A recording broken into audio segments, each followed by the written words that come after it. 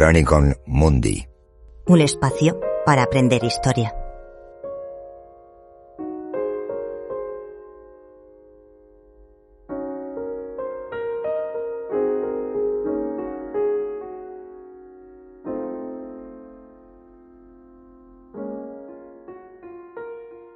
En nuestro análisis anterior estuvimos viendo la figura de James Cook, el hombre. Hoy nos metemos de lleno en su primer gran viaje, la expedición del Endeavour de 1768. Y es que no era un viaje y ya está. Tenía como un doble propósito. Totalmente. Tenía una doble agenda desde el principio. Por un lado, una misión pública, científica, casi un evento mundial. La de la Royal Society. Exacto. Observar el tránsito de Venus desde Tahití para intentar medir el sistema solar, nada menos. Pero luego había otro sobre. Un sobre cerrado del almirantazgo. Ahí está. Las órdenes secretas. Las que le llevarían a buscar la mítica Terra Australis Incógnita, ese supuesto gran continente del sur. Y todo a bordo de un barco bastante peculiar. El Endeavour. Sí. Un antiguo carbonero de Whitby. No suena muy glamuroso para una misión así, ¿no? Pues no, pero era la herramienta perfecta. Cook los conocía de su época de aprendiz. Eran barcos robustos, de fondo casi plano, lo que era genial para aguas poco profundas. Ah, claro. Y tenían una capacidad de carga enorme. Y lo más importante, se podían varar en una playa para repararlos. La supervivencia era mucho más importante que la elegancia. Vale, entremos en materia. La primera gran parada, Tahití. Llegan en abril de 1769. La idea es quedarse unos 3 meses, ¿verdad? Sí, el objetivo principal, al menos el oficial, era montar el observatorio para el tránsito de Venus. De hecho, construyeron una pequeña fortificación que llamaron Fuerte Venus. Para proteger los equipos, supongo. Claro, los instrumentos eran delicadísimos y muy valiosos. Pero 3 meses dan para mucho. Y la interacción diaria con los tahitianos, pues, se convirtió en algo central. Y muy, muy complejo. Y uno de los primeros problemas, y de los más graves, fueron las enfermedades. Cook se angustió muchísimo con esto. Sí, él en sus diarios se muestra destrozado. Vio cómo se extendían las enfermedades venéreas y asumió que las había traído su propia tripulación. Sentía una culpa terrible por el daño que podían estar causando. Pero, ¿fue realmente así? Pues mira, aquí hay un matiz interesante. Los propios tahitianos le contaron que unos barcos habían estado allí como 15 meses antes. ¿Otros europeos? Parece que sí.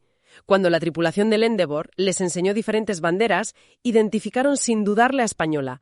Y según ellos, fueron esos barcos los que trajeron la enfermedad.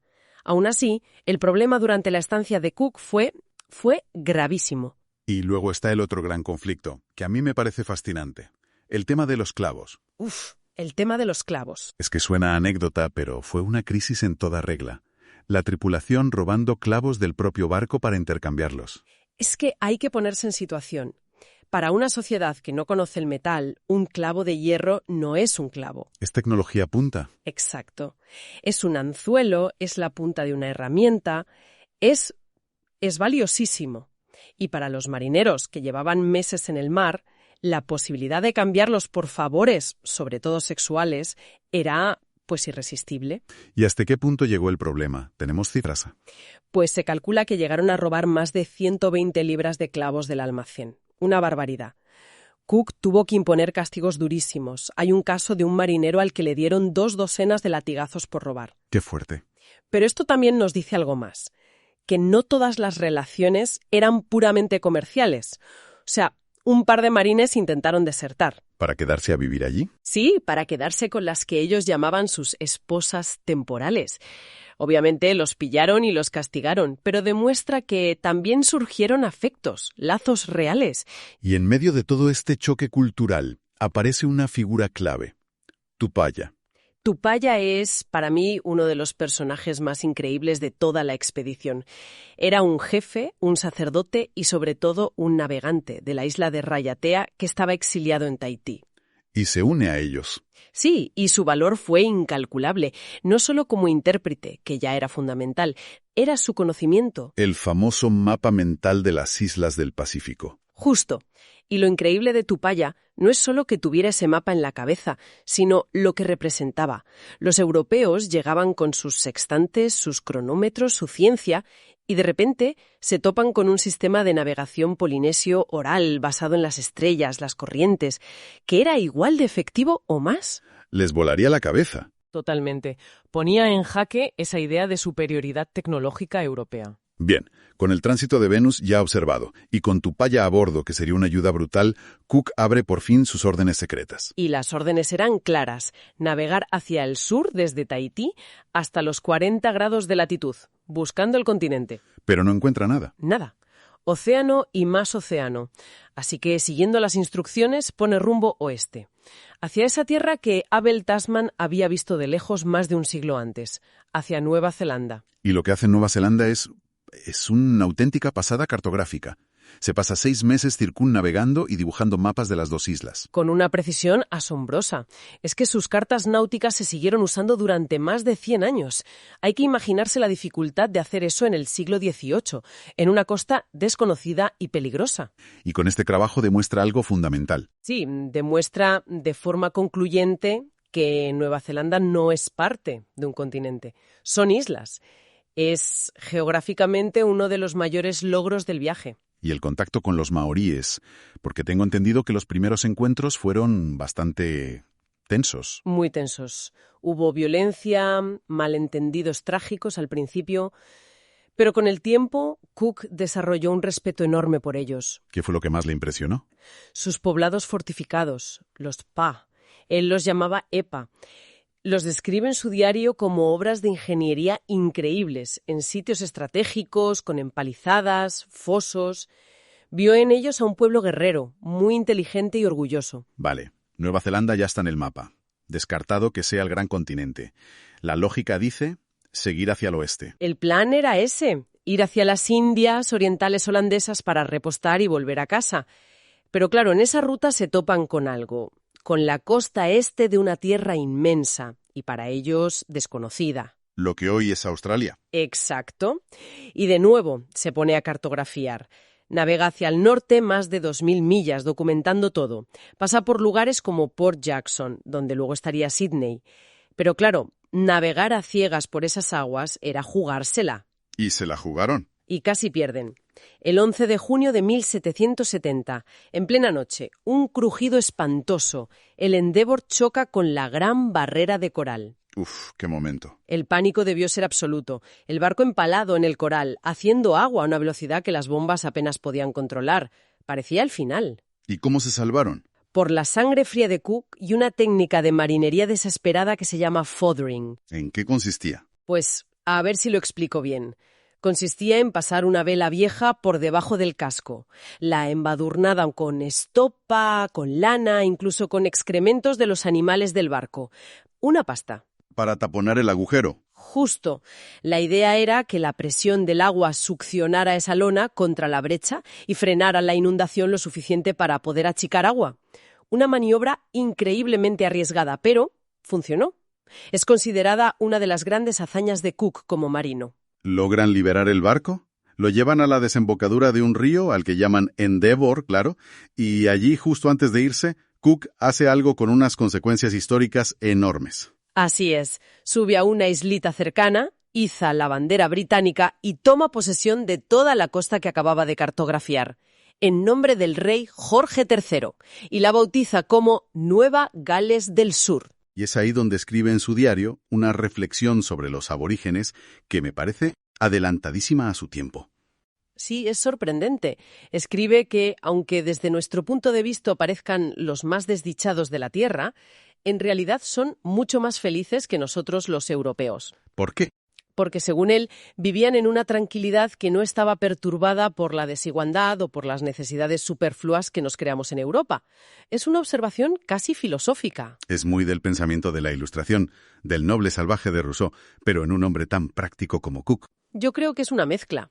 Es la corriente de la época, sí, pero también es la observación de un marino que ve a un pueblo adaptado a su entorno, sin las ansiedades y la rigidez de la sociedad europea. Demuestra una capacidad de observación brutal. Bueno, el Endeavour está reparado, más o menos. Pero todavía les queda volver a casa, y el viaje aún les guardaba el peor golpe. Sí, necesitaban reparaciones serias en un puerto de verdad, y el único en esa parte del mundo era Batavia, la actual Yakarta. El centro del imperio holandés en Asia. El problema es que Batavia en el siglo XVIII tenía un apodo terrible. La llamaban el cementerio de los europeos. Uf, ¿por qué? Era un nido de malaria y disentería, los canales, el agua estancada, el clima... un desastre. Y aquí viene la gran tragedia del viaje. Que habían tenido una salud increíble hasta entonces. Extraordinaria, inaudita para un viaje tan largo, gracias a la higiene y la dieta de Cook. Sobreviven a todo, al mar, a los arrecifes, para llegar a un puerto civilizado y empezar a morir. Cook lo describe en su diario, ¿no? Dice que su barco se convirtió en mi buque hospital. Es desolador leerlo. Las muertes se suceden una tras otra. Y la enfermedad no distinguía. Murió el astrónomo Charles Green, el artista Sidney Parkinson, al que le debemos casi todas las imágenes del viaje. ¿Y Tupaya también? Y Tupaya, trágicamente, también murió allí. Con él se perdió un universo de conocimiento. ¿Cuál fue el balance final de la panada en Batavia? Terrible. En total, 39 hombres, más de un tercio de la tripulación original. Murieron por las enfermedades de Batavia o en el último tramo del viaje. Un final amarguísimo para una aventura tan increíble. Cuando Cook por fin llega a Inglaterra, en julio del 71, a pesar de esa pérdida humana tan brutal, lo reciben como a un héroe nacional. Claro, es que había cambiado el mapa del mundo, literalmente. Había mapeado Nueva Zelanda, reclamado la costa este de Australia. Traía un tesoro de conocimientos. Y el almirantazgo no perdió el tiempo, ¿no? Nada. El éxito, desde su punto de vista, fue tan rotundo que enseguida empezaron a planear la siguiente, una misión aún más ambiciosa, más peligrosa, para zanjar de una vez por todas la cuestión del gran continente del sur. Pues vamos a ver qué sucedió en su siguiente expedición. El segundo viaje de James Cook fue diseñado para cerrar la cuestión de si existía o no la gran masa de tierra austral o Terra Australis incógnita. Y menuda cuestión, ¿eh? Llevaba siglos ahí en los mapas. Esa mancha gigante en el sur que los geógrafos imaginaban para que el mundo, para que no se volcara. Para equilibrar la tierra, literalmente. Exacto. Era un continente mítico. Se suponía que era rico, templado, el último gran premio de la exploración. La misión de Cook era, simple de decir, pero monumental. Encontrarlo o demostrar que no existía. Y punto. Para algo así, el almirantazgo británico puso toda la carne en el asador, ¿no? Toda. Se prepararon 2 naves. La principal, el Resolution, que capitaneaba el propio Cook. Y luego una de apoyo, el Adventure, con Tobias Fernot al mando. Eso es. Pero ojo, que no solo llevaban barcos y hombres, llevaban una pieza de tecnología que iba a cambiar las reglas del juego de la navegación para siempre. Ah, aquí es donde entra la joya de la corona del viaje. Aquí mismo. A bordo del Resolution iba el cronómetro K1, una copia del famoso H4 de Harrison, fabricado por Larcum Kendall. Que hoy no suena a un simple reloj, pero en el siglo XVIII era como tener un GPS. Totalmente. Era la solución a un problema que había costado miles de vidas. El cálculo de la longitud.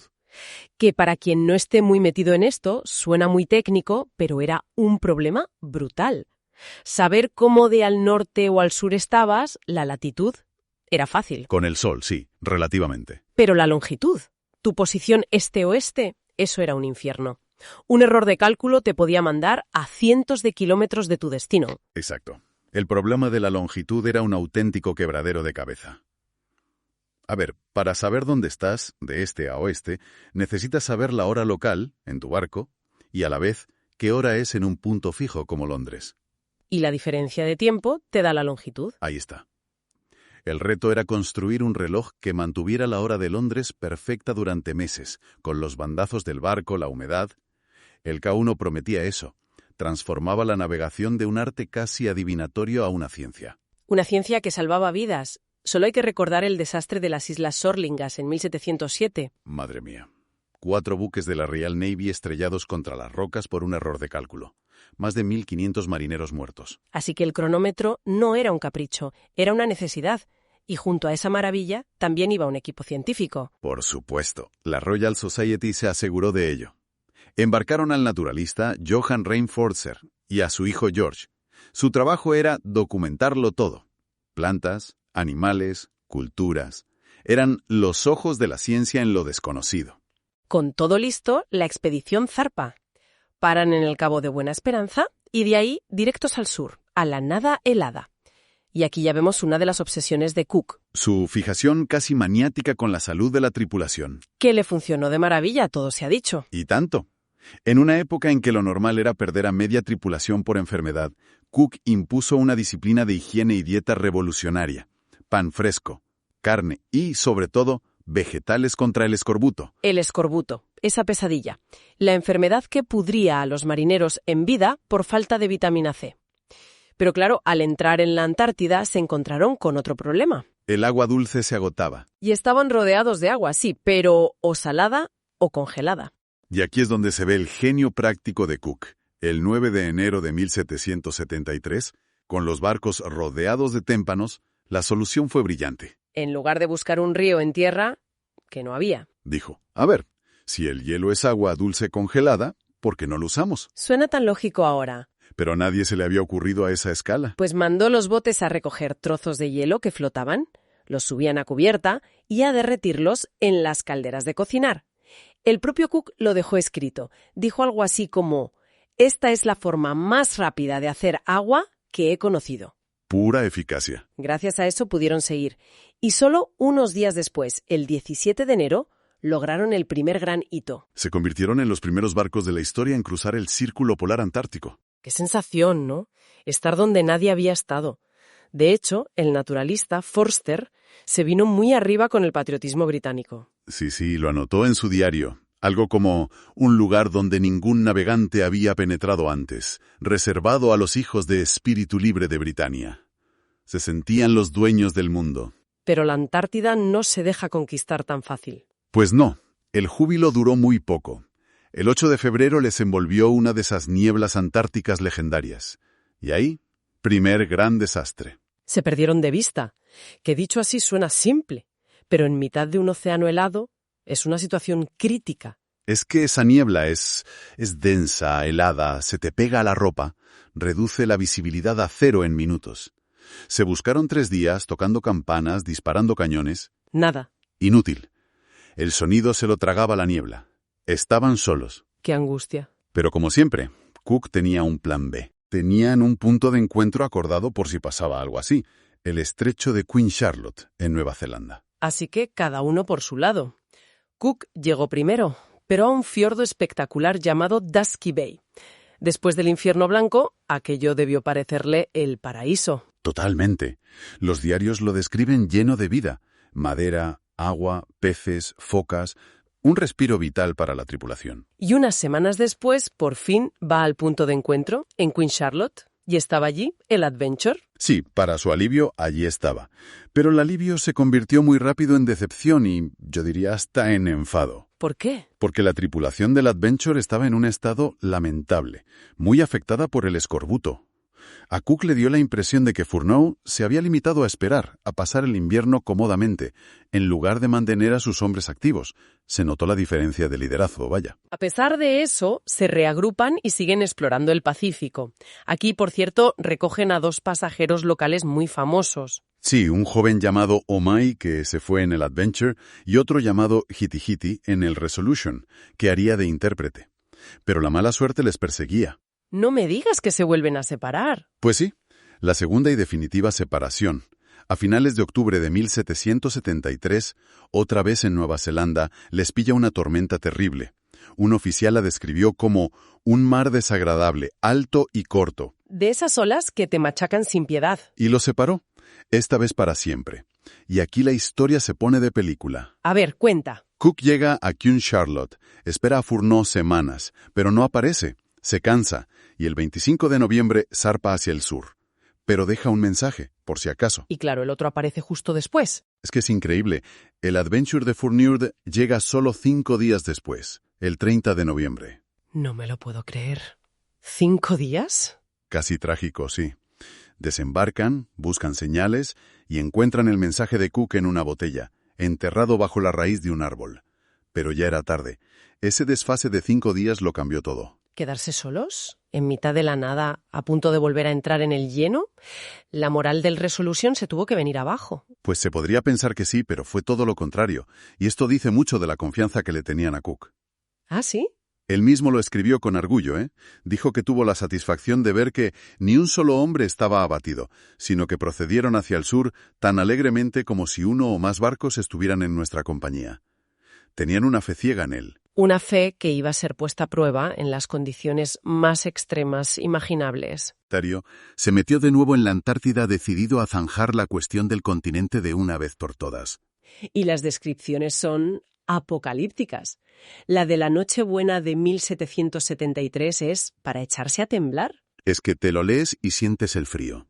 Escribe: nuestras cuerdas eran como alambres, las velas como tablas o planchas de metal.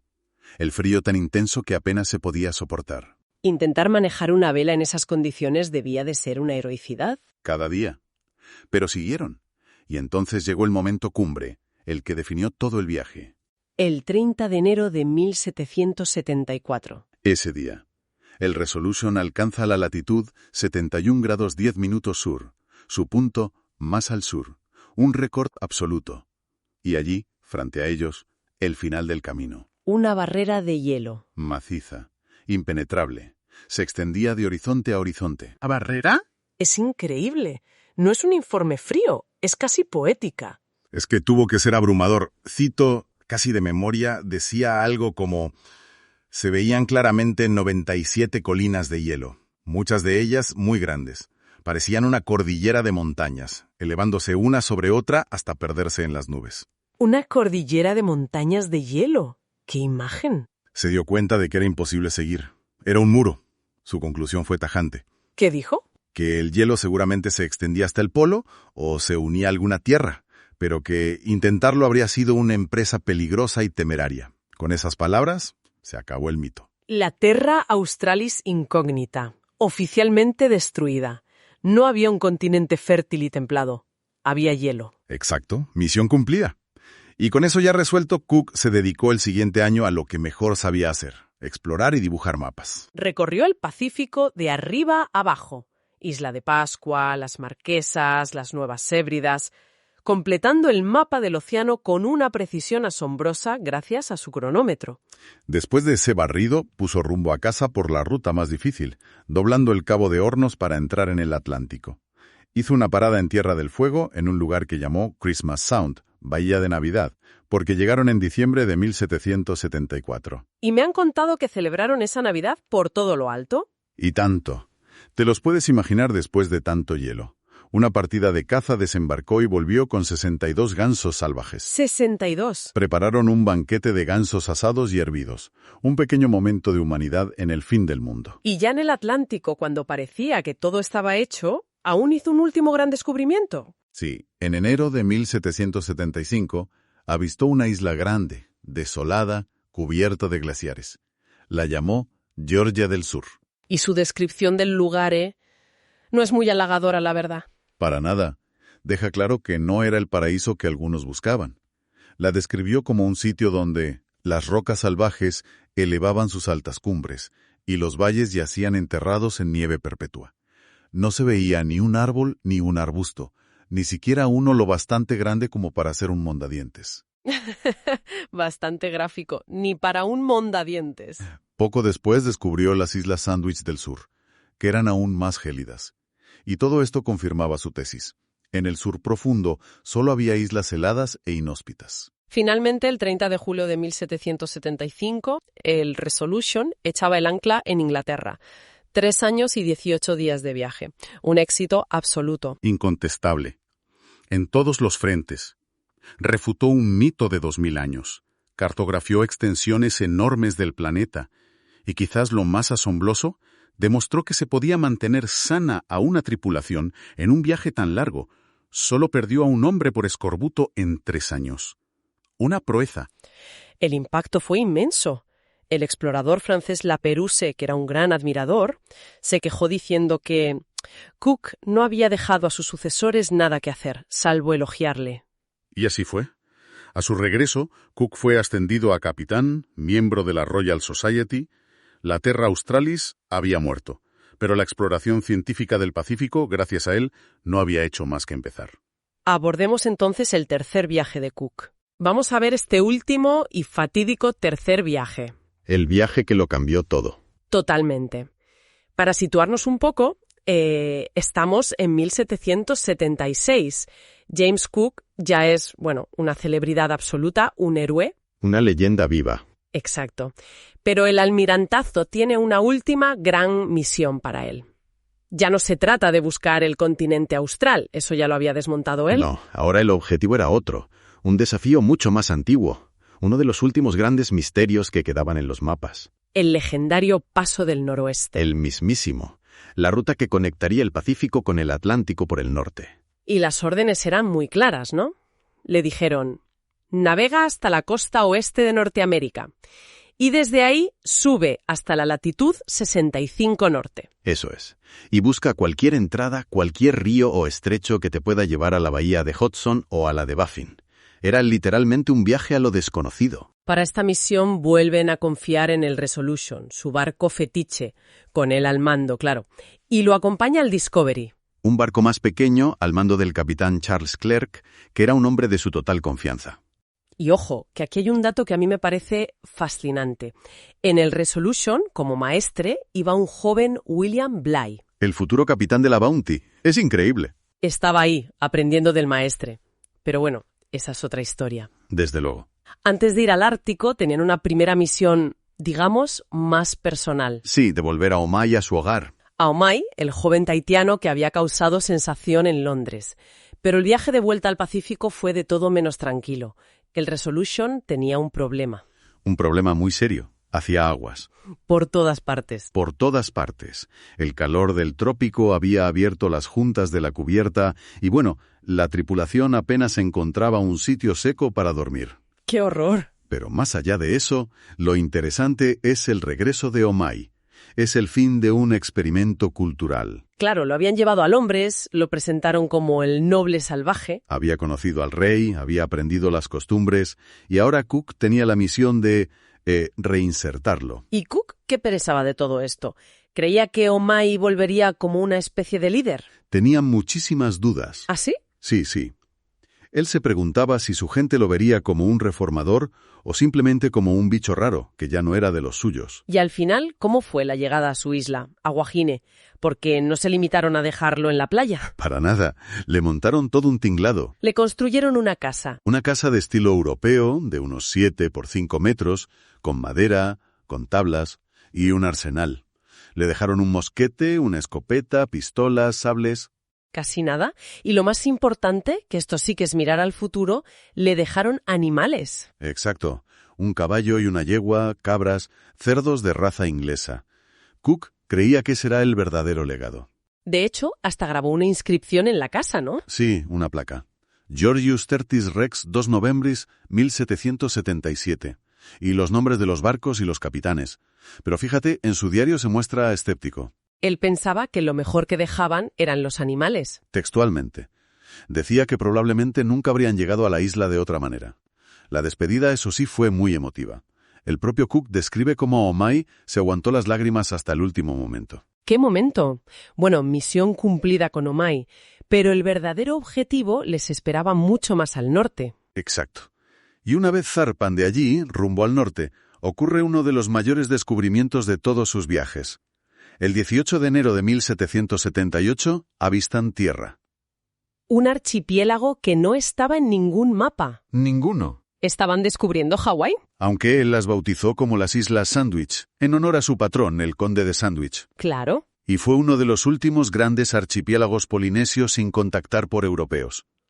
El primer encuentro en la isla de Kauai fue pacífico. Y Cook, fiel a su costumbre, antes de irse dejó un regalo para el futuro. Siempre. Dejó cerdos, cabras, semillas de melones, de calabazas, siempre pensando a largo plazo. De ahí, por fin, a la costa de Norteamérica. Y en Nootka Sound, en el actual Canadá, se produce un comercio muy intenso con los nativos. Intensísimo. Ofrecían pieles de una calidad increíble, sobre todo de nutria marina, de castor de mar, como lo llamaban ellos. ¿Y a cambio de qué?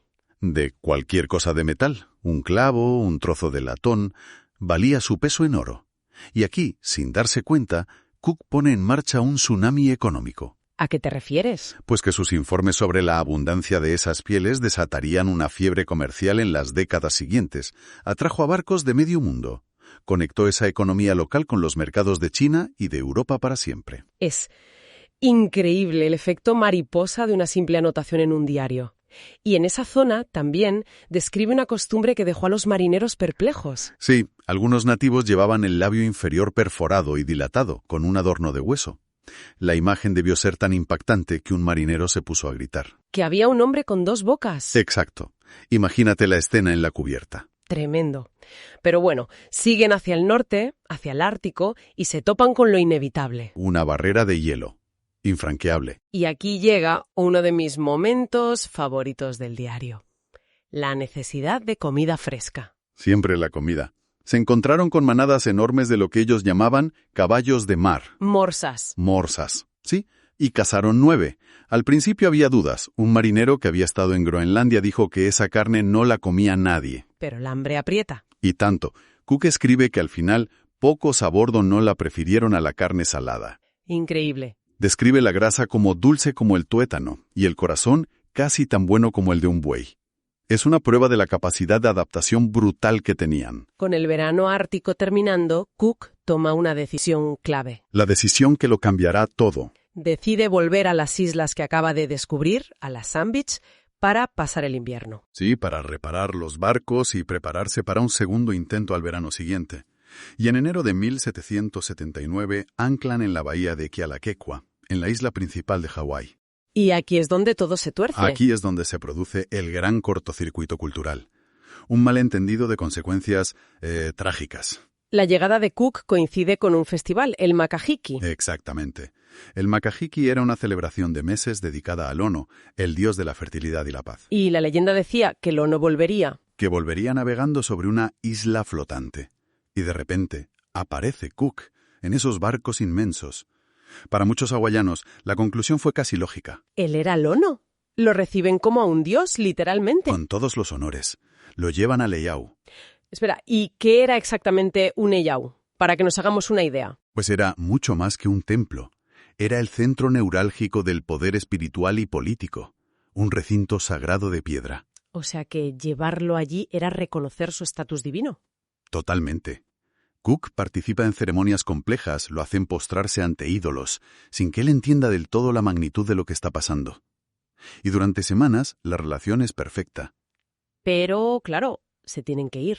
Y se van, zarpan, pero a los pocos días una tormenta les daña el mástil de proa del Resolution. Y no les queda más remedio que volver. Tienen que regresar a Kealakekua para repararlo, y ese regreso es un desastre absoluto. ¿Por qué? Si antes eran dioses, ¿por qué iba a ser diferente? Es que el festival de Makahiki ya había terminado. El ciclo ritual se había cerrado. Ah. El regreso inesperado del Lono, del dios, rompía las reglas. Y peor aún, el dios volvía con un problema, vulnerable, necesitaba ayuda. Su divinidad empezó a hacer auras. Exacto. Y la actitud de los hawaianos cambió por completo. La generosidad se volvió hostilidad, los robos se volvieron constantes, el ambiente se enrareció muchísimo. Y la tensión acabó estallando. La noche del 13 de febrero roban el cúter del Discovery. El bote principal, una pérdida muy grave. Y Cook, que ya debía de estar harto de la situación, decide aplicar su táctica de siempre. La que le había funcionado en Tahití y en otras islas. Tomar un rehén de alto rango para forzar la devolución. Pero esta vez apuntó a lo más alto. A lo más alto, al rey, a Kalaneopu. Pero un momento, ¿secuestrar a un rey? ¿Con el ambiente tan caldeado? ¿De verdad pensó que iba a funcionar? Fue una decisión fatal. Muchos historiadores creen que fue fruto del agotamiento, de la frustración. Y quizás de un exceso de confianza. También. La situación en Hawái era mucho más volátil. Su divinidad estaba en entredicho, y secuestrar a un rey sagrado delante de su gente era cruzar una línea roja. Pero lo intentó. El 14 de febrero por la mañana, desembarca con un destacamento de marines. Sí. Llega a la residencia del rey y, sorprendentemente, al principio lo convence. El rey acepta ir con él. Sí, pero mientras van hacia la playa, se va congregando una multitud, cada vez más grande, cada vez más hostil. Intentan impedir que su rey se vaya. La tensión es insoportable. Y todo explota. Estalla el caos. Se oye un disparo, probablemente británico. cae un jefe hawaiano, y en ese instante la multitud se abalanza sobre ellos. Es una retirada caótica hacia los botes. Sí, y en esa confusión, Cook se gira, quizá para dar una orden, y en ese momento recibe un garrotazo por la espalda. Y cae. Cae de bruces en la orilla, y ahí varios guerreros se lanzan sobre él y lo apuñalan. Muere en el agua, a pocos metros de la playa. Muere allí mismo, junto a 4 de sus marines. Es un final tan caótico, tan terrenal para un hombre así. ¿Y qué pasó con su cuerpo? Los hawaianos se lo llevaron. Más tarde los oficiales se enteraron de que lo habían desmembrado, siguiendo sus rituales. Suena brutal. Lo es, pero paradójicamente era un ritual reservado para los grandes jefes. Era una forma de absorber su poder, su maná. Una extraña forma de reverencia. Días después devolvieron algunos de sus restos. ¿Y la expedición? ¿Quién tomó el mando? Charles Clerk, el capitán del Discovery, que ya estaba muy enfermo, asumió el mando. ¿Y le dieron sepultura en el mar? Sí, en la misma bahía de Kealakequa. Pero antes de irse, la tripulación, sedienta de venganza, llevó a cabo una represalia, quemó un pueblo y mató a varios nativos. Un final sangriento. Así terminó la vida de James Cook, posiblemente el explorador más grande de la historia. En 3 viajes extraordinarios, cartografió más superficie del planeta que nadie antes. Sus mapas de Terranova, de Nueva Zelanda, de Australia, fueron tan precisos que se usaron durante más de un siglo. Pero su legado va mucho más allá de los mapas. Muchísimo más. Revolucionó la navegación con el uso del cronómetro para calcular la longitud, algo que salvó incontables vidas. Y cambió la vida a bordo. Demostró que se podía combatir el escorbuto y que los viajes largos eran posibles. Sus viajes transformaron la visión europea del mundo, abrieron la puerta a un conocimiento inmenso, pero también, como hemos visto, a las complejidades y las tragedias del encuentro entre culturas. Gracias por la atención.